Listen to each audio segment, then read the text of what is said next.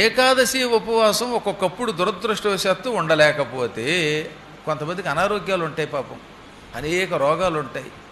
ఈ రోగముల వల్ల ఏమవుతుందన్నమాట, వ్రతం చెయ్యలేరు, ఉపవాసం ఉండలేరు, ఎక్కువసేపు జాగరణ ఉంటే కళ్ళు తిరుగుతాయి. అలాంటి వాళ్ళని ఏం చెప్పారన్నమాట, ఇది నేను చెప్పేది మినహాయింపు అనారోగ్యవంతులకి. 60 ఏళ్ళు దాటిపోయాయి, 70 ఏళ్ళు దాటిపోయాయి, వాడి శరీరంలో కర్మగాలి రోగాలు వచ్చాయి, షుగర్ లాంటివి ఉన్నాయి, ఉన్నవాడు ఉపవాసం ఏముంటాడండి? మెలకుగా ఉందామంటే కళ్ళు తిరిగి పడిపోతున్నాడు, బీపీ ట్యాబ్లెట్ వేసుకోవాలి. ఇలాంటి వాళ్ళందరికీ ఏం చెప్పారనమాట, ఏకాదశి వ్రతమును మనస్సులో ధ్యానం చేసినా చాలట, వాడికి ఉపవాసం ఫలితం వచ్చేస్తాడు. అందుకని పేషెంట్స్తో పేషెంట్లు ఏం చేయాలన్నమాట, ఉదయం నుంచి సాయంకాలం దాకా వీలున్నప్పుడల్లా అలా అనకుండా ఏకాదశి ఏకాదశి ఏకాదశి అని ధ్యానం చెయ్యండి.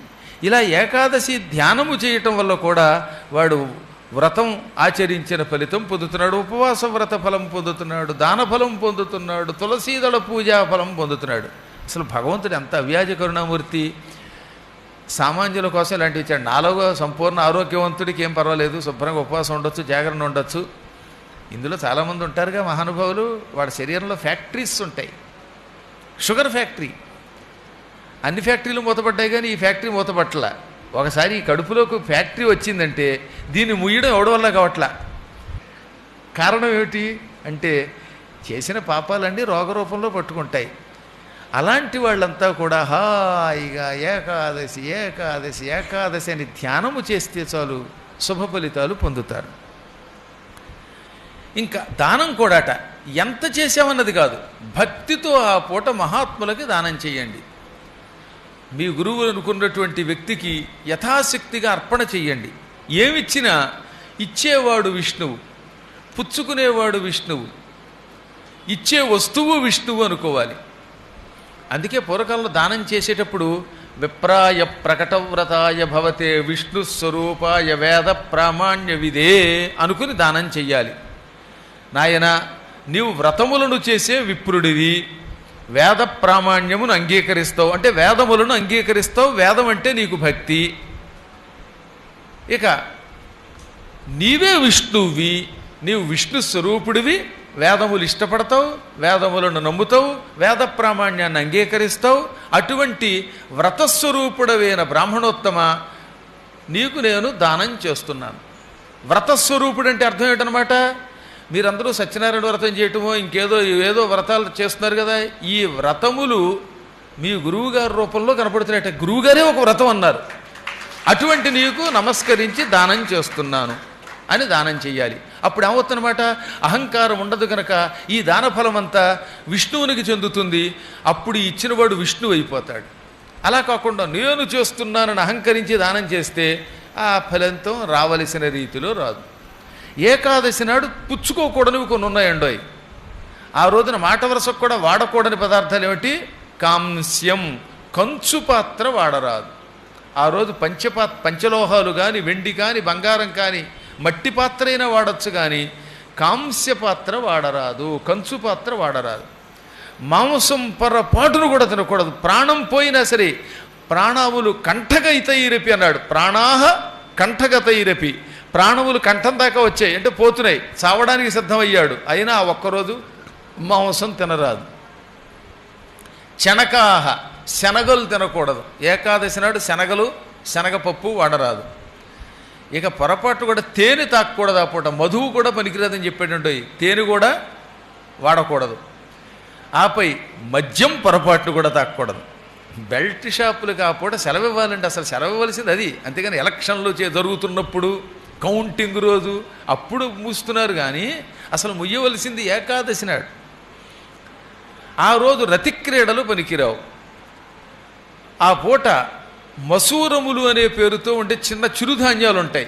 అంటే ఏమిటనమాట, ఆకలి తట్టుకోవడం కోసం నానబెట్టుకుని వాటిని ఏంటంటారు, ఈ మధ్యన చిరుధాన్యాలను అమ్మేస్తున్నారు, రాగులు, జొన్నలు ఇలాంటివి అనమాట. అలాంటివి ఆ పూట జావ చేసుకు తాకూడదట. అంచేత ఇంటికి వచ్చావా బావా, ఇదిగో రాగి జావా అంటే యమధర్మరాజు గారు రావా అని పిలుస్తాడు. అందువల్ల ఆ పూట ఈ చిరుధాన్యాలు కూడా విసర్జించాలి. ఇంత విచిత్రం తెలుసా, పాలు తాగచ్చట కానీ మజ్జిగ పాత్రం వాడకూడదు. ఏకాదశి ఉపవాసం నాడు మజ్జిగ తాగకూడదు. ఇంకా తోటకూర, బచ్చలి కూర వంటివి ఆ పూట వాడకూడదు. పరాన్నం ఆ పూట ఇతరులు ఎవరన్నా విందు భోజనానికి పిలిస్తే ఐశ్వర్వజ్ఞ అని చేతులు ఒప్పుకుంటూ పిలిచావా భోజనానికి వెళ్ళకూడదు. ఆ పూటే పిలుస్తారు కావాలని. అలాంటి రోజున పరాన్నం తినరాదు. ఇక రెండవసారి వేడి చేసే పదార్థాలు కొన్ని ఉంటాయండోయ్, అవి పనికిరావు అన్నారు. అనగా నిన్నటి సాంబార్ ఫ్రిడ్జ్లో పెట్టుకోవడం, మళ్ళీ ఇవాళ తీయటం, వేడి చేసుకోవడం, ఇడ్లీలో ముంచుకోవడం, ఇలా పదే పదే మరలా వేడి చేసుకుని పుచ్చుకునే పదార్థాలు కూడా ఆ పూట తీసుకురాదు.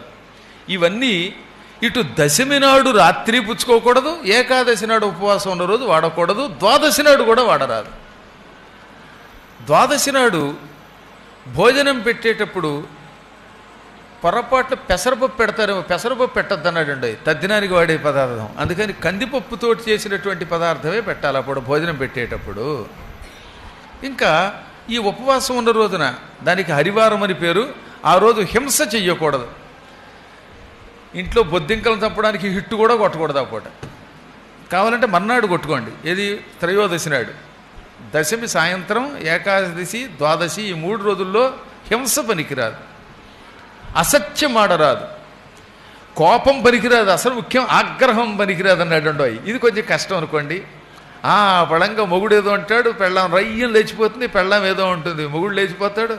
అందువల్ల ఏకాదశి వస్తే ఆ ఒక్కరోజు మౌనవ్రతం పెట్టుకుని నోట్లో గుడ్లు కుక్కుకోండి.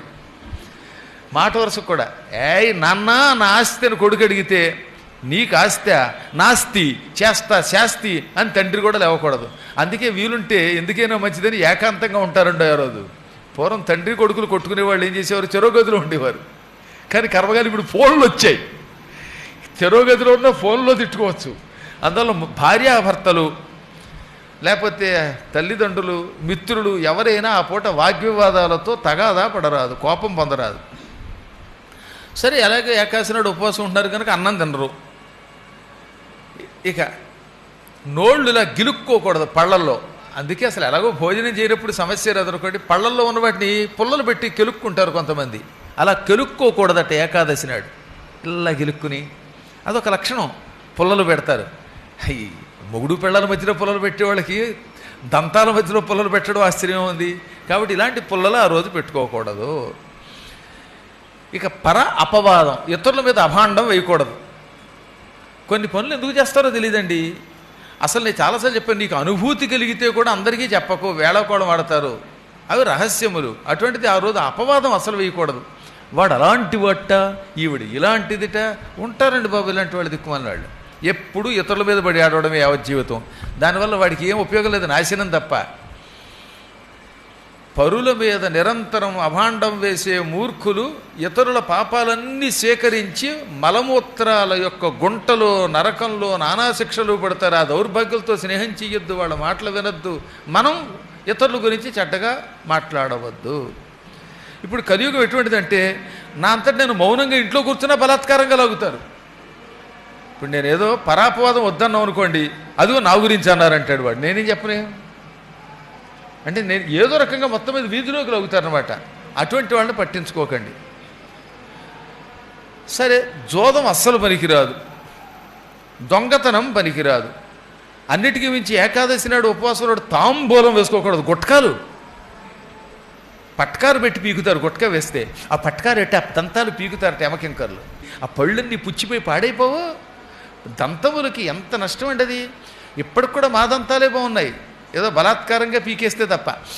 అంచేత దంతాలు ఎప్పుడూ కూడా ఈ గుటకాల వల్ల, తాంబూలం ఎక్కువగా వేసుకోవటం వల్ల, మేకల్లాగా అలా నవ్వులుతూ ఉండడం వల్ల పళ్ళు పాడైపోతాయి.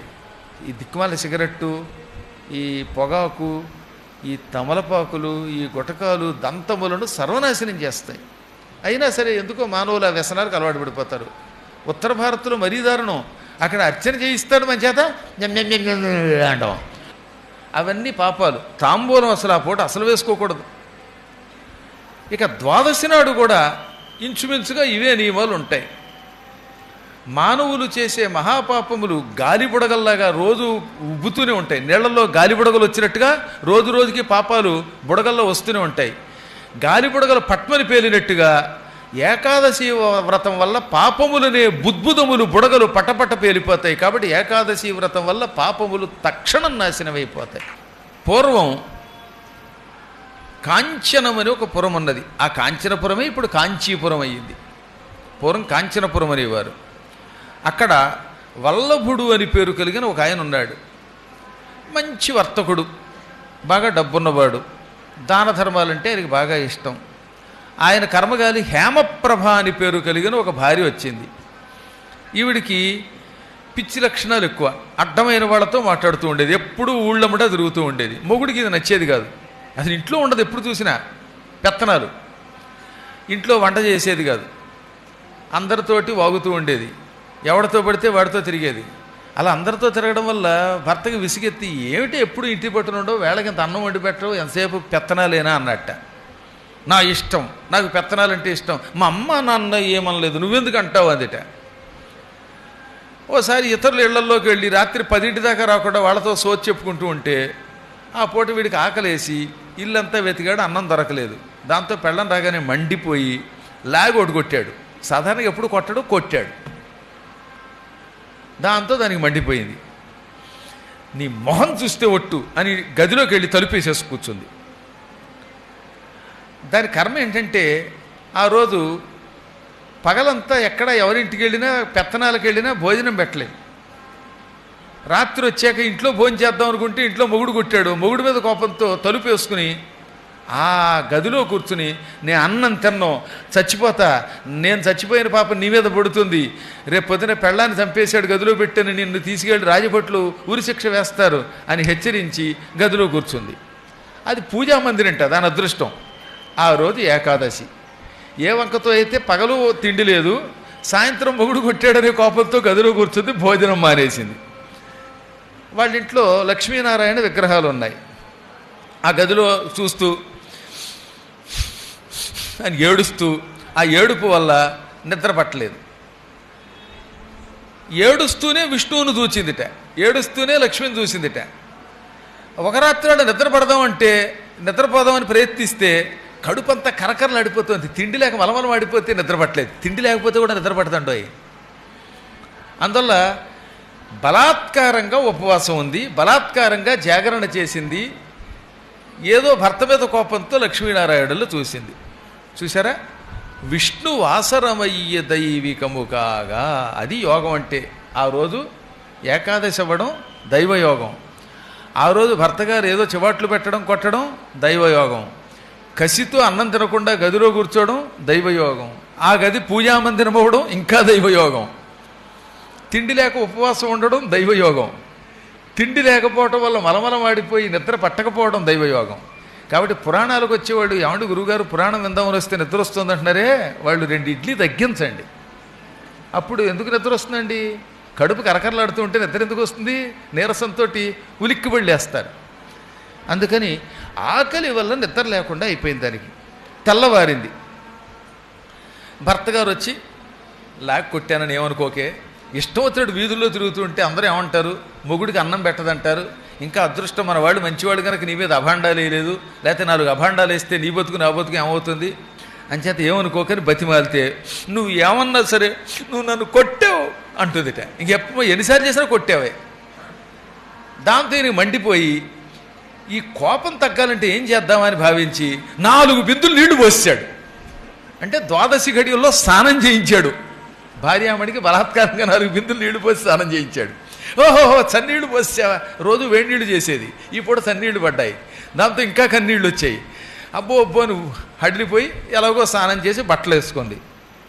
ఆ తర్వాత భర్త వచ్చి ఏదో ఒకటి తిని చచ్చిపోతావంటే, నిజమే, రాత్రంతా ఉపవాసం, పగలంతా ఉపవాసం, నిన్నంతా తిండి లేదు, నువ్వు కొట్టావని కోపంతో తిండి తినకుండా ఊరుకున్నాను, ప్రాణం పోతోంది, పట్టరాబోయింది. ఈయన పాప స్నానం చేసి మడిగట్టుకోండి కట్టు పొంగలి, బ్రహ్మాండమైన కట్టు పొంగలి. మెతుకు మెతుక్కి ఓ జీడిపప్పు వేశాడు, పలుకు పలుకులో జీడి పలుకు కాస్త తింది. ఆ తినడంలో ఏమైపోయింది, ఏడుస్తూ తింది కదా, గొంతు కడ్డం పడి చచ్చిపోయిందిట. ద్వాదశి ఘడియల్లో ఈ కట్టు పొంగలి తింది చచ్చిపోయింది పాపం. అయ్యో, అనవసరంగా ఈ పిచ్చిదాన్ని కొట్టాను, బెంగబెట్టుకు తెచ్చిపోయిందేమో అనుకున్నాడు ఆయన. ఆ తిండి గొంతు కట్టంబడి కొంత తింది. ద్వాదశి ఘడియలలో ఎంతో కొంత తినాలి, గడియ దాటకుండా తినాలి. అన్నం తింది, కానీ తిన్న వెంటనే ప్రాణం పోయింది. వెంటనే ఆశ్చర్యం తెలిసిన ఈ ఇల్లంతా కూడా ధగ ధగ ధగ వెలిగిపోతూ ఉండగా పెద్ద పెద్ద యమపాశములు పుచ్చుకుని యమకింకరులు వచ్చారు. ఒక్కొక్క యమపాశం మెరిసిపోతోంది, దానికి ముళ్ళున్నాయి, గదలు ముద్గరాలు ఇవన్నీ పుచ్చుకుని యమకింకరులు వచ్చారు. వచ్చి ఏమే దౌర్భాగ్యాలో ఎప్పుడు చూసినా వీధుల్లో తిరుగుతూ మొగుడికి అన్నం పెట్టకుండా పెత్తనాలు చేస్తావా, వడ్డీ వ్యాపారాలు చేస్తావా, అవి చేస్తావా ఇవి చేస్తావా అని తెగ తిట్టేసి దాన్ని పట్టుకుపోవడానికి దాని ఆత్మని బయటికి తీశారు. ఇంతలోనే విష్ణుదూతలు వచ్చారు మహావేగంగా. వచ్చి యమకింకరుల్ని హటో హటో అని పక్కకు దోసిపారేశారు. యమపాశాలు కత్తిరించారు. యమకింకరులు అన్నారు, ఈవిడ మా గెస్ట్ అండి, చీఫ్ గెస్టు, మీరేమో చీఫ్ గెస్ట్గా పట్టుకెళ్ళడానికి వస్తున్నారు. ఇది మొగుడికి ఏనాడు అన్నం పెట్టలా, ఆఖరికి ద్వాదశి గడియల్లో కూడా వాళ్ళు ఆయన వండాడు తప్ప కట్టుబంగలు ఈవిడ వంగలా, ఈవిడ వండలేదు అనగా, ఒరే పిచ్చాళ్ళలారా, మీకు ధర్మం తెలుసు కానీ సూక్ష్మధర్మం తెలియదురా. ఈ వెర్రి తల్లి నన్నంతా ఏ కారణం చేతనైనా ఉపవాసం ఉన్నది. సాయంత్రం వచ్చి అన్నం తిందామనుకున్న సమయానికి మొగుడి మీద కోపంతో గదిలో తలుపేసు కూర్చుని ఉపవాసం పూర్తిగా ఉన్నది. అది కూడా పూజా మందిరం. లక్ష్మీనారాయణుల్ని ఏకాదశి పూట చూస్తూ ఉపవాసం చేసి జాగరణ చేసింది. ద్వాదశి ఘడియల్లో చన్నీళ్లతో స్నానం చేసింది. ఆపై ద్వాదశి ఘడియల్లో ఇంత ఆహారం తిన్నది. ఆహారం తింటూ ఉండగా ప్రాణం పోయింది. కాబట్టి ఈవిడికి ఏకాదశి ఉపవాస జాగరణ ద్వాదశి పారణ ఫలం సంపూర్ణంగా లభించింది. జనార్దనుడు సంతోషించాడు. ఈమెకి శాశ్వతంగా వైకుంఠం ఇస్తున్నాడు. తెలియక చేసినా తెలిసి చేసినా పుణ్యం పుణ్యమే. ఉపవాసం ఎటువంటిది? అగ్నిహోత్రుడి వంటిది. నిప్పుని తెలిసి తొక్కినా తెలియక తొక్కినా చుర్రుమని కాలుస్తుందా లేదా? అయ్యో నిప్ప నిప్ప, మేము తెలియక చూడక తొక్కాం, చూడక తొక్కితే ఎందుకు కాల్చామంటే ఒప్పుకోదు. తెలిసి తొక్కినా తెలియక తొక్కినా చూసి తొక్కినా చూడక తొక్కినా నిప్పు నిప్పే, దాని మీద కాలేస్తే కాలుతుంది. అలాగే ఏకాదశి వ్రతం తెలియక చేసినా ఫలం ఇస్తుంది, తెలిసి చేసిన ఫలం ఇస్తుంది. కానీ తెలిసి చేస్తే అనంత ఫలం లభిస్తుంది. అందుకని తెలుసుకున్న వాళ్ళు ఇంకా భక్తితో ఆచరించాలి. ఈ విధంగా హేమప్రభ తెలియకే వ్రతం చేసి తన జీవితాన్ని చరితార్థం చేసుకుంది. ఇంతకంటే అదృష్టమేమున్నది? ఇంకా ఉభయపక్షాలలో ఉన్న విష్ణువాసరాల్లో భేదం లేదన్నారు. ఏకాదశి శుక్లపక్షంలో గొప్పదా కృష్ణపక్షంలో గొప్పదా అంటే దానికి ఉదాహరణ చెప్పారు. ఆవు తెల్లగా ఉన్నా నల్లగా ఉన్నా పాలు ఎలా ఉంటాయి? తెల్లగానే ఉంటాయి. నల్లావుకి నల్లపాలు రావు, తెల్లవుకి తెల్లపాలు రావు. పాలు ఎలాగో తెల్లగానే ఉంటాయి. అలాగే అది కృష్ణ ఏకాదశి అయినా శుక్ల ఏకాదశి అయినా ఫలం ఫలమే. మళ్ళీ ఇంకోసారి చెప్పాడనమాట, దశమి నాడు పగలు అన్నం తిని రాత్రికి పలహారమే చెయ్యాలి, ఏకభక్తం చెయ్యాలి. ఏకభక్తం, భక్తం అంటే తినుట, ఒక పూటే తినడం ఏకభక్తం, భుక్తం కాదు భక్తం. ఏకాదశి నాడు మళ్ళీ ఏం చేయాలి? పొద్దుటే స్నానం చేసి ఈరోజు ఉపవాసం ఉంటున్నామని చెప్పుకొని ఆ పూట పూర్తిగా ఉండగలిగిన వాడు ఉపవాసం ఉండి, ఉండలేని వాడు పండో, ఇందాక చెప్పినట్టు ఇప్పుడు పిండో పండో పిండో దండిగా కాకుండా కొంచెం తిని ఆ రాత్రికి జాగరణ చేసి మరునాడు ఉదయం స్నానం చేసి ద్వాదశి గడియలు దాటకుండా భోజనం చెయ్యాలి. ఇలా చేయడాన్ని సంపూర్ణ ఏకాదశి వ్రతం అంటారు. ఇక ఏకాదశి నాడు ఉపవాసం చేసేవాడికి స్నాన నియమాలు చెప్పారు. గృహస్నానం అధమం, ఇంట్లో స్నానం చేయటం అధమం. నూతిలో నీళ్లతో స్నానం చేయటం మధ్యమం. పుష్కర స్నానం అంటే పుష్కరిణి ఉంది కదా తిరుపతిలో, అక్కడ కానీ లేదా రాజస్థాన్లో పుష్కర క్షేత్రానికి వెడుతున్నాం. మన అదృష్టం, మహాయోగం అది. ఈ ప్రపంచంలో అపూర్వమైనటువంటి మరొక యోగం మీకు రేపు నేను నవంబర్లో తీసుకెడుతున్నటువంటి పుష్కరము. రాజస్థాన్లోని పుష్కరానికి అక్టోబర్ 25, 26 బయలు. ఎప్పుడన్నా అక్టోబర్లో ఏ తారీఖు? 25న ఇక్కడ ఆవిష్కరణ అవుతుంది. అయిన తర్వాత 2-3 రోజులకే ప్రయాణం అనుకుంటా కదా. 28 చూసారా ఎంత అదృష్టం. 25నేమో ఇక్కడ మన ప్రవచన మండపం పూర్ణిమ నాడు ఆవిష్కరణ. 26, 27 అయ్యాక 28ని ప్రయాణం. ఓహో, ఏం యోగజాతకులండి మీరు, మీ పుణ్యం పుచ్చిపోయింది. అది అలా పుష్కర క్షేత్రంలో స్నానం చేయటం ఉత్తమం. నదీ స్నానం ఉత్తమోత్తమం. ఇప్పుడు మీరందరూ నదులకు వెళ్ళలేరు కదా, ఉత్తమోత్తమ స్నానం చేయలేరు. పుష్కరానికి వెళ్ళలేరు, అంత ఉత్తమ స్నానం చేయలేరు. ఇళ్లల్లో ఇప్పుడు నూతులు లేవు, దిగుడు బావులు లేవు, ఇంట్లో బోర్ నీళ్లు తప్ప. ఎలాగండి? ఇంట్లో స్నానం పెద్ద గొప్పది కాదంటున్నారు, అధమ స్నానం అంటున్నారు. ఏకాదశి నాడు మాకు ఉత్తమ స్నానం కూడా చేయాలని కోరిక ఉంది అంటే గురుపాదములు కడగ్గా వచ్చిన నీళ్లు బకెట్లో పోసుకుని వాటితో స్నానం చేస్తే ఉత్తమోత్తమ స్నాన ఫలం వస్తుంది. అది కుదరకపోతే ఏం చేయాలన్నాం? సాలగ్రామశిలా స్నానం. సాలగ్రామశిలని నీటిలో ఉంచి ఆ నీళ్లతో స్నానం చేయటం, లేదా తులసీదళ స్నానం. ప్రాతస్నానమే చెయ్యాలి, ఉదయం పూటే స్నానం చెయ్యాలి ఏకాదశి నాడు. ఇక ఆ రోజు పగలిపూట నిద్ర పనికిరాదు. ఏకాదశి వ్రతం చేసేవాడు పగటిపూట గుర్రోహ గుర్రు, రాత్రికి జాగ్రత్త కోసం పగలు నిద్రపోవడం. రాత్రి అంతా మెలకుగా ఉండడానికి పగలు పొద్దున్న 9ంటికి పడుకుని సాయంత్రం 6ంటికి లేచింది ఒక ఆవిడ. ఇంకా అది ఉపవాసం జాగరణ అనేటువంటి మొహం. అందుకని పగలు కూడా నిద్రపోకూడదు. సరే, స్త్రీ పురుష సాంగత్యాదులు, క్రోధం, లోభం, మిథ్యావాదం ఇలాంటివి పనికిరాదు. ఇలాంటి వ్రతాలటండి వారణాసిలో చేస్తే 60,000 సంవత్సరముల పాటు వ్రతం చేసిన ఫలితం వస్తుంది. కురుక్షేత్రంలో చేస్తే 12,000 సంవత్సరాల పాటు ఏకధాటిన వ్రతం చేసిన ఫలం వస్తుంది. 60,000 సంవత్సరాలు వారణాసి, 12,000 సంవత్సరాలు కురుక్షేత్రం. ఇంకా తక్కిన వాటిల్లో కూడా అనేక సంవత్సరములు వ్రతం చేసిన ఫలాలు వస్తాయి. ఇక ఏకాదశి కంటే పుణ్యాధికమైనది మరొకటి లేదు. పుష్కరం, ప్రయాగ, గయా, కాశీ, గంగా ఇవన్నీ ఎంత పుణ్యం ఇస్తాయో ఒక్క ఏకాదశి వ్రతం ఒకటి అంత పుణ్యం ఇస్తుంది. అందుకని ఏకాదశి వ్రతం విడిచిపెట్టకుండా చెయ్యాలి.